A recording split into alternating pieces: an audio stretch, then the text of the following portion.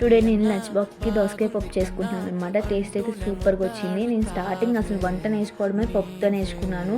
అది సింపుల్గా ఎట్లా అంటే ఈసారి నెక్స్ట్ టైం వీడియో చేసి చూపిస్తాను అనమాట ఎట్లా నేర్చుకున్నాను అని చెప్పేసి. అట్లనే చేస్తారనుకున్నాను, బట్ ఇంత ప్రాసెస్ ఉంటుంది అని చెప్పేసి నాకే తెలియదు. నేనేందో పెద్ద పెద్ద షెఫ్ లాగా ఆలోచించేసాను అప్పుడే చిన్న వయసులో. బట్ ఫైనల్లీ మనం నేర్చుకుంటుంటే ట్రై చేస్తే వస్తుంది, కానీ ఒక్కసారి రావాలంటే ఏది రాదు. మనం వంట నేర్చుకున్నప్పుడు అది ఏదైనా కొంచెం తేడా కొట్టేస్తే అబ్బా మన వల్ల కాదు, ఇది మనకి రాదని చెప్పేసి అయితే వదలొద్దు. ఏంటంటే చిన్నప్పటి నుంచి అమ్మ వాళ్ళు చేసిన ఫుడ్ తిని ఆ టేస్ట్ ఒక టేస్ట్ ఉంటుంది వాళ్ళ సైడ్ నుంచి, మనం చేసుకుంటే ఒకటి ఉంటుంది.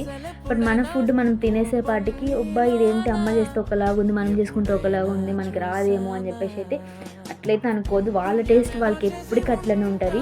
మన టేస్ట్ మనకి ఎప్పటికైనా డెఫినెట్గా వాళ్ళకైనా బాగా చేస్తామేమో అనుకోవచ్చు కదా. నేనైతే అట్లానే అనుకుంటాను. డెఫినెట్గా మీకు నచ్చిందని అనుకుంటున్నాను. Like, share and subscribe.